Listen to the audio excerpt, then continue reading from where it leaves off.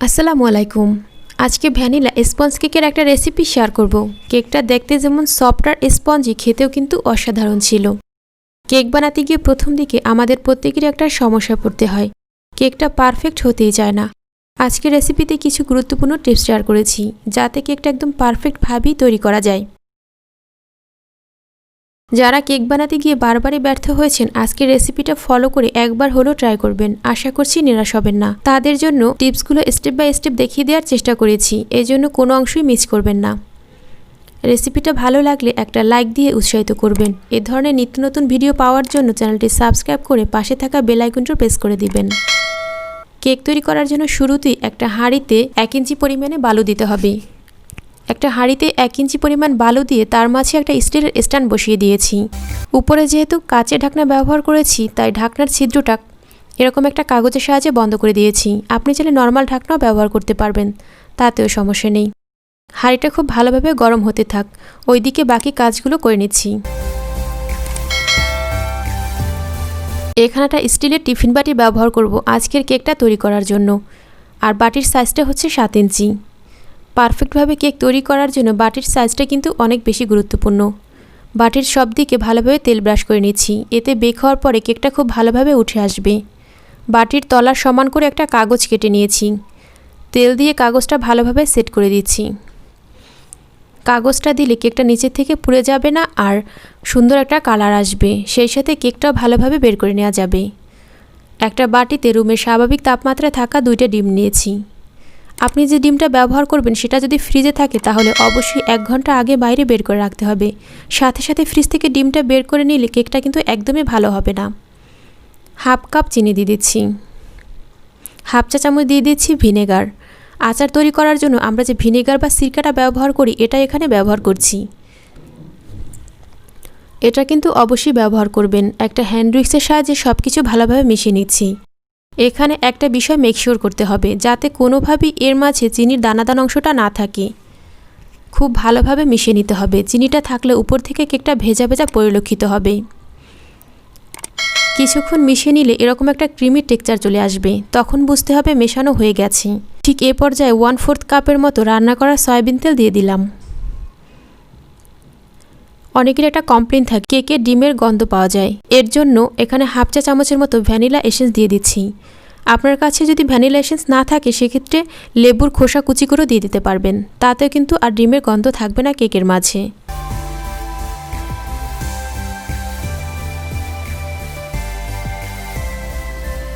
এখানে একটা চালনি নিয়েছি, চালনির মাঝে সমস্ত শুকনো উপকরণগুলো চেড়ে নিতে হবে। কেকটা পারফেক্ট করার জন্য এই কাজটা কিন্তু অনেক বেশি জরুরি। হাফ কাপ ময়দা আর হাফ চা চামচ দিয়ে দিলাম বেকিং পাউডার, আর 1/4 চা চামচ দিয়ে দিচ্ছি বেকিং সোডা। এই রেসিপিতে বেকিং পাউডার আর বেকিং সোডা দুইটাই ব্যবহার করতে হবে। সব কিছু ভালোভাবে চেলে নিচ্ছি। উপর থেকে এই দানা দানা অংশটা ফেলে দিতে হবে। 1 চিমটি লবণ দিয়ে দিচ্ছি। মিষ্টির ব্যালেন্সটা ঠিক রাখার জন্য অবশ্যই লবণটা ব্যবহার করবেন, আর লবণটা অবশ্যই 1 চিমটি ব্যবহার করতে হবে। এখানে একটা স্প্যাচুলা ব্যবহার করেছি। স্প্যাচুলাটা যেহেতু অনেক বেশি সফট থাকে, তাই খুব সহজে ভালোভাবে মিশিয়ে নেওয়া যাবে। আপনি চাইলে হ্যান্ড উইক্স দিয়েও মিশিয়ে নিতে পারবেন, তাতেও কিন্তু কোনো সমস্যা নেই। তবে যেভাবেই কাজটা করা হোক না কেন, জোরে জোরে এটা মেশানো যাবে না। আলতো হাতে এভাবে একদিক থেকে ঘুরিয়ে ঘুরিয়ে মিশিয়ে নিতে হবে। এলোমেলোভাবে আর জোরে জোরে মেশালে কিন্তু কেকটা কখনোই সফট হয় না। এই মেশানোর কাজটা কিন্তু অবশ্যই সাবধানে করতে হবে। এই যে দেখুন, একদিক থেকে ঘুরিয়ে ঘুরিয়ে কেক মিশ্রণটা তৈরি করে নিয়েছি। এখনও কিন্তু মেশানো হয়নি, দানা দানা দেখা যাচ্ছে। আবার কিন্তু ওভার মিক্সও করা যাবে না। একটা বিষয় খেয়াল করবেন, কেকের ব্যাটারটা এভাবে তুলে দেখবেন। যখন দেখবেন একই গতিতে ভাঁজ ভাঁজ হয়ে কেকের মিশ্রণটা পড়ছে, তখন বুঝতে হবে এটা মেশানো হয়ে গেছে। এই যে দেখুন, এই যে ভাঁজ ভাঁজ হয়ে পড়ছে, কেকের মিশ্রণটা কিন্তু তৈরি হয়ে গেছে। এই যে দেখুন, ঠিক এই পর্যায়ে বাটির মাঝে মিশ্রণটা ঢেলে দিচ্ছি। আর মিশ্রণটা অবশ্যই এরকম উপর থেকে ঢালবেন, তাহলে যেটা হবে, এই মিশ্রণের মাঝে যদি কোনো ধরনের বাতাস থাকে, বাতাসটা কিন্তু বেরিয়ে যাবে, আর কেকটা পারফেক্টভাবে তৈরি হবে। অনেকের কেক কিন্তু উঁচু নিচু হয় আর মাঝখান থেকে ফুলে ওঠে। এই কাজগুলো করে নিলে এই সমস্যাগুলো আর হবে না। আবার হাতের সাহায্যে এভাবে বাটিটা ধরে ট্যাপ করে দিতে পারেন। অন্য একটা কাজও করতে পারেন। এরকম একটা কাঠির সাহায্যে এভাবে ভিডিওতে দেখা নিয়ম অনুযায়ী ঘুরিয়ে ঘুরিয়ে দিতে পারেন। তাহলেও কি হবে, বাতাসটা আরও ভালোভাবে বেরিয়ে যাবে, মাঝখান থেকে কেকটা ফুলে উঠবে না, উপরটা একদম সমান হবে। হাঁড়িটা এদিকে খুব ভালোভাবে গরম হয়েছে, এতটাই গরম হয়েছে যে উপরে কালো অংশটা হাতের সাহায্যে ধরা যাচ্ছে না। ঠিক এই পর্যায়ে বাটিটা ধরে সাবধানে হাঁড়ির মাঝে দিয়ে দিলাম। ঢাকনা দিয়ে ঢেকে ভালোভাবে মিশিয়ে দিচ্ছি, কোনো অংশ যাতে ফাঁকা না থাকে, এর মাঝে যাতে কোনো বাতাস না ঢোকে। চুলার আঁচটা ঠিকভাবে বুঝিয়ে দিব। দেখুন, লাইট থাকা অবস্থায় ভালোভাবে বোঝানো যাচ্ছে না। নতুনদের ভালোভাবে বোঝার সুবিধার্থে লাইটটা অফ করে চুলার আঁচটা ভালোভাবে দেখিয়ে দিচ্ছি। এই যে দেখুন, চুলার আঁচটা ঠিক এরকম থাকবে। নতুনরা অনেক সময় দ্বিধাদ্বন্দ্বের মধ্যে পড়ে যায় যে চুলার আঁচটা কীরকম থাকবে। আমি যেহেতু এখানে গ্লাসওয়ালা ঢাকনা ব্যবহার করেছি, তাই বাইরে থেকে কিন্তু বোঝা যাচ্ছে কেকটার কী অবস্থা। আপনি যদি গ্লাসওয়ালা ঢাকনা ব্যবহার না করেন তাতে কোনো সমস্যা নেই। একটা বিষয় খেয়াল রাখতে হবে, সেটা হচ্ছে টাইম। এই কেকটা তৈরি হতে 25 থেকে 30 মিনিটের মতো সময় লাগবে। 25 মিনিট পরে কেকটা চেক করে নেবেন যে কেকটা হয়েছে কিনা। তারপর যদি না হয় আরও 5 মিনিট রেখে দিবেন, যদি আপনি গ্লাসওয়ালা ঢাকনা ব্যবহার না করেন সেক্ষেত্রে। আর যদি গ্লাসওয়ালা ঢাকনা ব্যবহার করেন তাহলে তো কোনো কথা নেই, বাড়ি থেকে বুঝতে পারবেন কেকটা কতটুকু হয়েছে। যখন কেকটা চুলায় বেক করতে দিবেন তখন টাইমটা দেখে নেবেন, তখন ঠিক কয়টা বাজে এটা দেখে নেবেন। আর ঠিক 25 মিনিট পরে ঢাকনা তুলে দেখে নেবেন কেকটা হয়েছে কিনা। আমি 25 থেকে 27 মিনিটের মাঝে কেকটা চেক করে নিচ্ছি।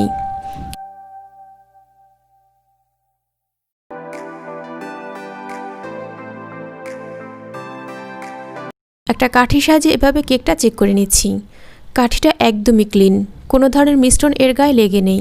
যদি সামান্য পরিমাণে মিশ্রণও লেগে থাকে তাহলে আরও 5 মিনিটের মতো কেকটা বেক করে নিতে হবে। আমার কেকটা একদমই পারফেক্ট হয়েছে। ঠিক এই পর্যায়ে তুলে নিচ্ছি। এই যে দেখুন কেকটা কতটা সুন্দর হয়েছে। কেকটা মাঝখান থেকে ফুলে ওঠেনি, আবার ডেবেও যায়নি, একদম সমান আছে। এই রেসিপি ফলো করে কেকটা তৈরি করলে পারফেক্টভাবেই তৈরি করতে পারবেন। ঠিক এই পর্যায়ে ঢাকনা দিয়ে ঢেকে রেখে দিচ্ছি, তাহলে আর কেকের উপর অংশটা ড্রাই হয়ে যাবে না। অনেক সময় দেখা যায় কেকের উপর অংশটা না হয় ড্রাই হয়ে যায়। কেকটা একদম ভালোভাবে ঠান্ডা হওয়ার পরে ঢাকনাটা তুলে নিচ্ছি। এই যে দেখুন কেকটা যখন খুব ভালোভাবে ঠান্ডা হয়ে গেছে, কেকের চারপাশ থেকে কিন্তু এমনিতেই খুলে আসতে শুরু করেছে। তবুও আমি একটা ছুরির সাহায্যে এভাবে একটু ছাড়িয়ে নিচ্ছি, যাতে কেকটা ভালোভাবে বাটি থেকে বের করে নেওয়া যায়।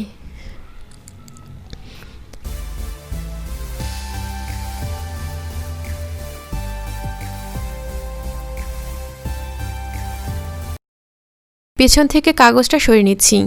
দেখুন কতটা সুন্দর হয়েছে কেকটা। আপনি চাইলে জন্মদিনের কেক তৈরি করার জন্য এটাকে বেস কেক হিসেবে ব্যবহার করতে পারেন। উপর থেকে ক্রিম ব্যবহার করলেই হয়ে যাবে। আপনি চাইলে হুইপ ক্রিম বা বাটার ক্রিম দিয়ে কেকটা সাজিয়ে বার্থডে কেক হিসেবে পরিবেশন করতে পারবেন। কেকটা একটু কেটে দেখিয়ে দিচ্ছি কতটা সফট আর স্পঞ্জি হয়েছে। এই যে দেখুন কেকের ভিতরে কিন্তু কোনো ধরনের কোনো ফাঁপা অংশ নেই। আর কেকটা এভাবে হাতে ধরে প্রেস করলে এই যে দেখুন খুব ভালোভাবে ডেবে যাচ্ছে, আবার ঠিক আগের অবস্থানে ফিরে আসছে।